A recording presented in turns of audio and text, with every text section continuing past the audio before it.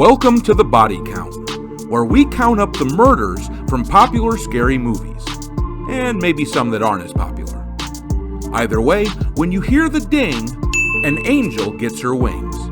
Today we're looking at Friday the 13th, Part 2, the first movie which featured the world's most pissed off goalie, Jason Voorhees.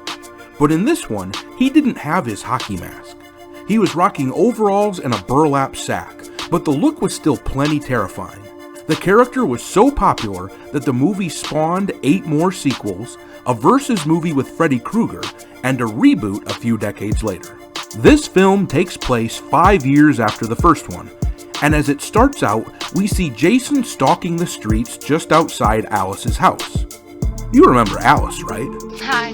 Well, Jason sure does, because she was the one who chopped his mother's head off in Part 1.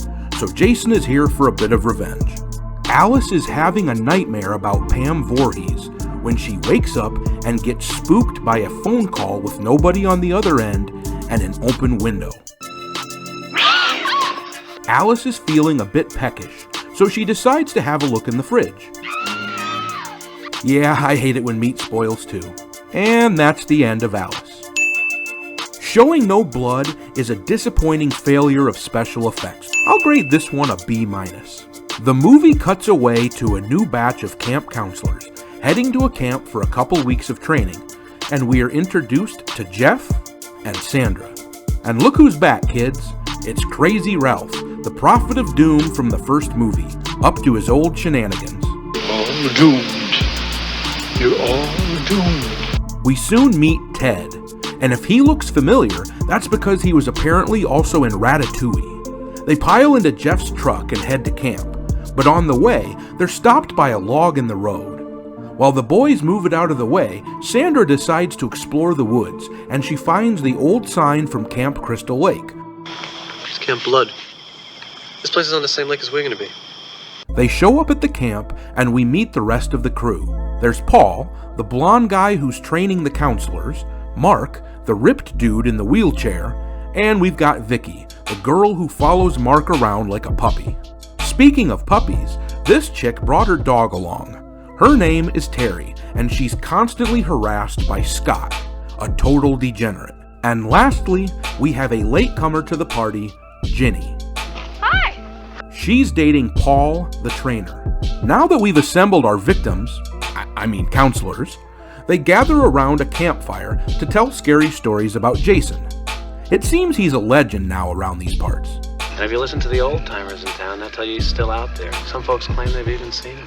But they all think it's just a campfire story, and Paul says he wants everyone to forget about it, and everyone is forbidden from going anywhere near Camp Blood. The crew hangs out for a while, and Ginny decides to go to her cabin and sleep. Paul gets in a cheap jump scare, and look who's outside watching them smooch. Is anyone surprised that Crazy Ralph is a peeping Tom? I'm not exactly crippled with grief when he gets strangled to death by barbed wire. That's pretty gory, and it looks gnarly. Extra credit for finally taking out Crazy Ralph. That's an A-. The next day, the counselors go out for training, and the dog, Little Muffin, runs into Jason. Here, girl. Muffin. While the others go swimming, Jeff and Sandra decide to explore Camp Blood. On their way, they run into the remains of poor Muffin, and they're caught by Deputy Winslow, who hauls them away from Camp Blood because the area is condemned and off limits. On his way back into town, the deputy spots Jason crossing the road, and he goes chasing after him. He tracks Jason to his house, and Jason decides to drop the hammer. Yeah, that looks like it hurt, and the actor really sells it. That's a solid B+. Later that night, the crew decides to go out for some fun and drinks at the bar, but a few of them choose to stay at the camp. Terry sneaks off and decides to go for a dip in the lake. Scott creeps up on her and steals her clothes, and when she chases after him, he gets caught in a trap. Terry leaves to get something to cut him down, and while she's gone, Scott gets a visitor. The setup was pretty good, but the blood looks pretty fake. We'll call it a B-. Terry grabs a knife and heads back to Scott, and she finds what's left of him. And that's the last we see of Terry for a long while. Meanwhile, Jeff and Sandra are making out, while Mark and Vicky are playing what counted as video games back in the 80s. Eventually, they give up the games and start smooching. Vicky leaves to freshen up, and Mark goes out on the porch where he gets a face full of Jason's love.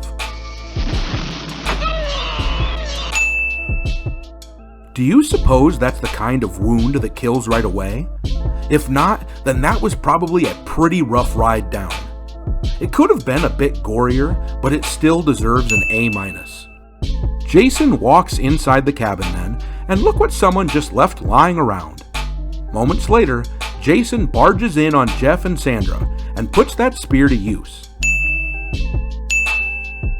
That's a double kill, and a pretty decent one too. We'll give them both a B. Vicky returns and wonders where everyone is at. She peeks in on Jeff and Sandra's room. Turns out, Jason doesn't like to be awakened. Must not be a morning person. Vicky just stands there and screams, and we get one of those lame stabbing kills below the screen. The blood on her lip was a decent touch at least. C+. Ginny and Paul decide to return to the training center, but when they get there, nobody is around, so they search for the others. Paul, there's someone in this room. Turns out she was right, but instead of helping Paul fight Jason, she simply stands there like the world's stupidest statue. And then she says, Paul, answer me! Jason chases Ginny for a while, nearly catching her several times.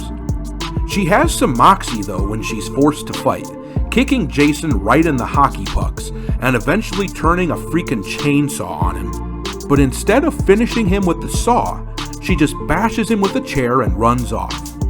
Somehow she finds Jason's shack, and inside she sees this.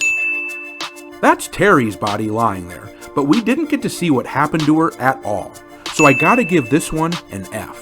This appears to be a shrine to Jason's mom. Jason followed her there, and Ginny decides to put on Pam's old sweater in order to disguise herself as Mrs. Voorhees. Jason! It's all done, Jason. Apparently, she looks a lot like Pam Voorhees, because Jason almost lets her decapitate him.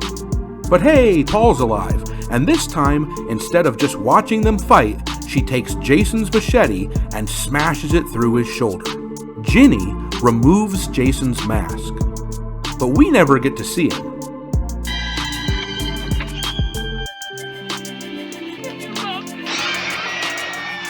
Guess I was full of it. And just like the first movie, it isn't clear what happened after that last jump scare. Paul? Where's Paul? Paul is nowhere to be seen, and most people think Jason killed him, but we don't see it, so I don't count it. Ginny is hauled off, and the movie ends. Let's check our body count. Jason ended up with 9 kills in this movie, and his GPA was a little over 2.7, which is a B-.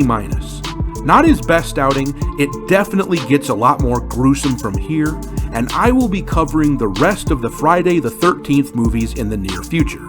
Don't forget to crash those like and subscribe buttons, and I'll catch up with you soon.